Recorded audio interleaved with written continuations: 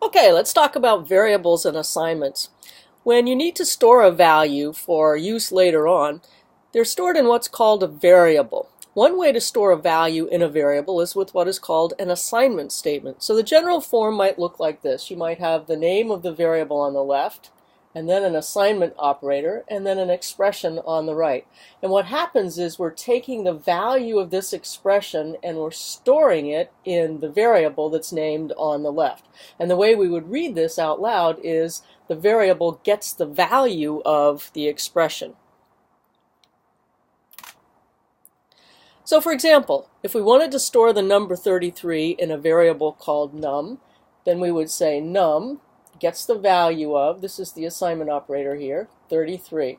So we're taking the value 33 and we're storing it in the variable called num. So we're using the arrow as the generic assignment operator to show that we're taking the number 33 and we're storing it in the variable num.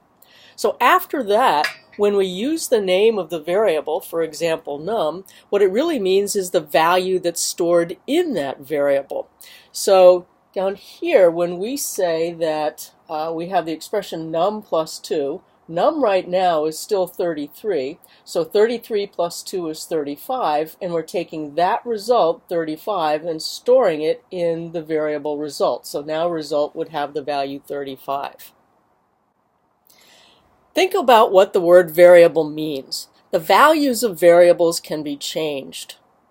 Putting its first value in a variable is called initializing the variable. After that, the value can be changed. So for example, we might take the value 33 and store that in num, and then we might just change it and say, nope, now num is going to be 2 instead of 33.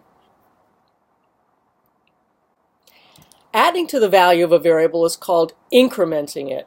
So for example, if we initial a variable called numVar to 5, so we're taking the expression 5 and storing that in the variable numVar, we could then add 1 to the value of the variable. So if we say numVar, which is now 5, plus 1, that's 6, so we're taking the value 6 and storing it in the variable numVar. So what we're saying is that numVar gets the value of numVar plus 1. In other words, we're taking the current value 5, adding 1 to it to get the value of 6.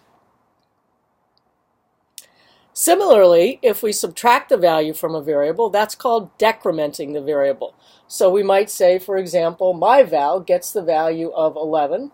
And then myval gets the value of myval minus 3. So again, myval right now is 11, minus 3 is 8. So we're taking that result, 8, and storing it in the variable myval. So now myval has the value 8. So how do you name a variable? Most languages have some kind of rules about how you can name variables, what characters you're allowed to use, how long variable names can be, and so forth.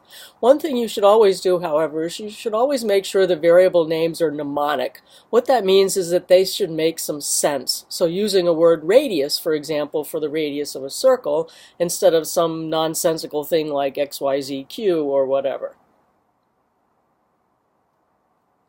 So variables are used when you don't know ahead of time what the value is going to be, or that the value is going to change.